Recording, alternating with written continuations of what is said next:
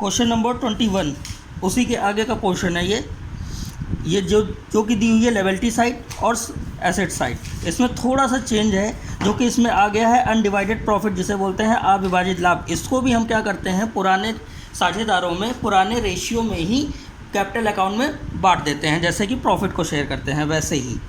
और इसमें ज़्यादा कुछ खास है नहीं, नया नहीं है।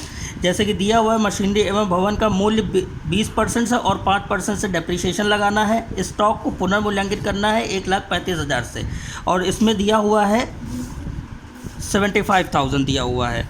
और अप्राप्य ऋणों के लिए 10% की संचिति बनानी है, यानी प्रोविज़न फॉर बैड डेट। और यहाँ पे अदत्त व्यय दिए हुए हैं 7500 के, और उपार्जित आय दी हुई है 1500 की, जो कि हम इसमें फाइनल अकाउंट में पहले भी एडजस्टमेंट कर चुके हैं।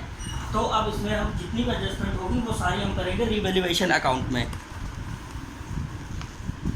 ये रहा रीवैल्यूएशन अकाउंट, जो कि हमें यहाँ पे पहले दिया हुआ है मशीनरी और भवन के मूल्य में 20% और 5% का कम करना है।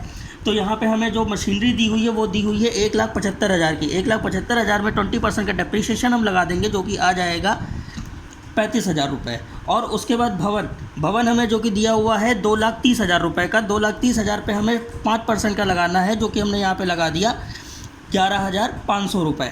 और उसके बाद हमें दिया हुआ है स्टॉक को पुनर्मूल्यांकित करना है 1,35,000, और जो कि हमें यहाँ पे पहले से दिया हुआ था 75,000 का। मीन्स हमें 1,35,000 तक इसकी अमाउंट को बढ़ाना है, जो कि आ जाता है 60,000 रुपये। और हमें एसेट्स बढ़ानी है, तो हम एसेट्स इधर से बढ़ाते हैं। फिर उसके बाद हमें दिया हुआ है bad debt, provision for bad debt, जो कि हम डेटर्स पे करते हैं। और हमें डेटर्स यहाँ दिए हुए हैं 30,000 के, और उस पर 10% की हमें संचिति करनी, जो कि आ जाएगा 3,000 रुपये, जो कि हमने यहाँ पे दिखा दिया है। फिर उसके बाद दिया हुआ है आउटस्टैंडिंग एक्सपेंस, अदत्त व्यय, जो कि 7500 के हैं, और जिसे हम यहाँ पे दिखाते हैं आउटस्टैंडिंग एक्सपेंस, क्योंकि हमें एक लायबिलिटी क्रिएट करनी है, जो कि और यहाँ पे हम जानते हैं कि ये होता है A माइनस L प्लस, और ये होता है A प्लस L माइनस। और हमें यहाँ पे लायबिलिटी बनानी थी, नहीं तो हमने यहाँ पे एक लायबिलिटी क्रिएट कर दी। अब उसके बाद हमें दिया हुआ है उपार्जित आय, जो कि है 1500 की, और ये हमें इनकम हो रही है। तो यहाँ पे, और ये एसेट्स को बढ़ाएगी, A प्लस है, तो यहाँ पे डाल देंगे बाई एक्रूड इनकम, कितनी 1500 की। बस सारी एडजस्टमेंट यहाँ पे कंप्लीट हो गई है। अब हम इसका बैलेंस निकाल लेंगे, जो कि हमारा प्रॉफिट आ जाएगा 4500 का। और इसमें कहा हुआ था XYZ कोई रेशियो नहीं दिया गया था। जब कोई रेशियो नहीं देते हैं तो हम सभी साझेदारों को बराबर का साझेदार मानते हैं, इसलिए इस 4500 को तीनों ही लोगों में बराबर 1500 में बांट देंगे, जो कि इनका हो जाएगा प्रॉफिट। Revaluation account complete. आते हैं क्वेश्चन नंबर 21 के पार्टनर्स कैपिटल अकाउंट में। पार्टनर्स कैपिटल अकाउंट में जो कि हमें यहाँ पे दिया हुआ है XYZ का ओल्ड बैलेंस दिया हुआ है, इसी बैलेंस को हम यहाँ पर ट्रांसफ़र कर देंगे। X का दिया हुआ है 1,20,000 रुपये, Y का दिया हुआ है 45,000 रुपये, और Z का दिया हुआ है 25,000 रुपये। और जिसमें से N जो कि नए साझेदार थे वो आ रहे थे, और ये अपनी पूंजी के रूप में ला रहे थे 50,000 रुपये। 50,000 रुपये अपनी पूंजी के रूप में ला रहे थे, और 1/3 भाग के लिए आ रहे थे, और ख्याति के 30,000 रुपये ला रहे थे। जो कि हमें पता है कि ख्याति को एस प्रीमियम तीनों ही लोगों में सैक्रिफाइसिंग रेशियो में बांट दिया जाता है, जो कि हमने सैक्रिफाइसिंग रेशियो पहले निकालने के लिए बताया था। वैसे ही हम इसका भी सैक्रिफाइसिंग रेशियो निकाल लेंगे, और उसी रेशियो में इनकी जो कि पूंजी है 30,000 रुपये, उसको बराबर हमने बांट दी है, क्योंकि सैक्रिफाइसिंग रेशियो 1:1 का आया हुआ था। अब इसके बाद यहाँ पे दिया हुआ रिज़र्व फंड। अगर रिज़र्व फंड दिया होता है तो इसको भी हम ओल्ड पार्टनर्स में ही ओल्ड रेशियो में डिवाइड कर देते, जो कि यहाँ पे दिया हुआ है 45,000, और इसके 3 हिस्से कर देंगे, तो जो कि हो जाएगा 15,000 रुपये। यहाँ पे हम रिज़र्व फंड इनको बांट देंगे। और उसके बाद हमें यहाँ पे एक और चीज़ दी हुई थी, जिसे कहते हैं अनडिवाइडेड प्रॉफिट, जो कि दिया हुआ था 60,000 रुपये। इसको भी 3 लोगों में अब बांट देना है, पुराने साझेदारों में, पुराने ही रेशियो में, तो जो कि बराबर का था, तो इनके में 20,000 रुपये तीनों को मिल जाएंगे। उसके बाद हमें हुआ था रीवैल्यूएशन में हुआ था प्रॉफिट, जो कि प्रॉफिट हम जानते हैं, पहले भी क्वेश्चन में बताया था कि इसको हम यहाँ से बढ़ाते हैं, तो यहाँ पे डाल देंगे रीवैल्यूएशन, और तीनों ही ओल्ड पार्टनर्स को उनका प्रॉफिट दे देंगे।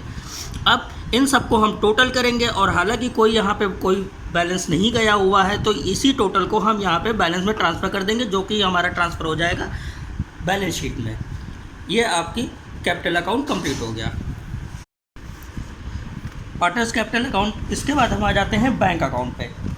बैंक अकाउंट पे इसमें बैंक दी हुई थी कैश एट बैंक, तो बैंक अकाउंट का हमें जो कि बैलेंस दिया हुआ था, जो कि दिया हुआ है यहाँ पे 15,000 रुपये, 15,000 रुपये हम इसमें डाल देंगे। और सी अपने कैपिटल के रूप में ला रहे थे 50,000 रुपये, ये भी फर्म में इंक्रीज़ हो रहा है। और ख्याति के ला रहे थे 30,000 रुपये, जो कि गुडविल ला रहे थे, वे भी फर्म में 30,000 रुपये से इंक्रीज़ हो रहा है। और कोई भी अमाउंट यहाँ से बाहर नहीं जा रही है, तो इसी टोटल को हम यहाँ पे बैलेंस में ट्रांसफ़र कर देंगे और यही हमारा टोटल ट्रांसफ़र हो जाएगा बैलेंस शीट में। अब आते हैं बैलेंस शीट में। बैलेंस शीट में कैश एट बैंक जो कि हमने यहाँ पे फाइंड की थी, वही हम यहाँ पे ट्रांसफ़र कर देंगे। डेटर्स जो कि थे 30,000 रुपये के दिए हुए थे, और हमने यहाँ पर इस पे 10% का प्रोविज़न बनाया था 3,000 रुपये, जो कि इसमें से लेस कर देंगे और हमारी अमाउंट आ जाएगी 27,000 रुपये। और स्टॉक हमें दिया हुआ था पहले से बुक में 75,000 रुपये का, और इसमें हमने इंक्रीज़ किए थे 60,000 रुपये, तो इसको हम प्लस कर देंगे और हमारी टोटल अमाउंट हो जाएगी 1,35,000 रुपये की। फिर मशीनरी हमें दी हुई थी बुक में 1,75,000 रुपये की, और इस पर हमने यहाँ पे डेप्रीशिएशन लगाया था जो कि था 35,000 रुपये का। तो इस डेप्रीशिएशन को हम मशीनरी में लेस कर देंगे और हमारी अमाउंट 1,40,000 रुपये आ जाएगी। सेम एज़ बिल्डिंग में भी, जो कि हमें यहाँ पे बिल्डिंग पहले से दी हुई थी 2,30,000 रुपये की, और इस पर हमने 5% का डेप्रीशिएशन भी लगाया था, जो कि हो जाएगा 11,500 रुपये, जो कि कम किए थे वो भी हम इसमें से लेस कर देंगे और हमारा बैलेंस आ जाएगा 2,18,500 रुपये। उसके बाद यहाँ पे हमने नई एसेट्स बनाई थी एक्रूड इनकम से, और इस इनकम को हम यहाँ पर ट्रांसफ़र कर देंगे। अब आ जाते हैं लेवल्टी साइड में। लेवल्टी साइड में हमें यहाँ पे क्रेडिटर दिया हुआ था, जो कोई एडजस्टमेंट नहीं थी, तो हम पूरी वही वैल्यू यहाँ पर उतार देंगे 2,30,000 रुपये की।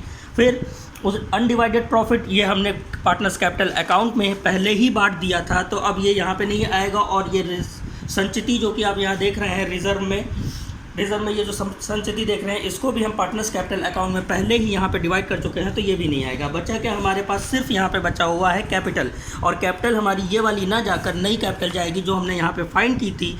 यही कैपिटल का टोटल उठाकर, जो कि हमने यहाँ पे निकाला था 1,66,500, 71,500 रुपये, 91,500 रुपये और 50,000 रुपये, इन्हीं के बैलेंस को हम यहाँ पर कैपिटल में पूरा ट्रांसफ़र कर देंगे, जो कि और इसका टोटल ये कर देंगे।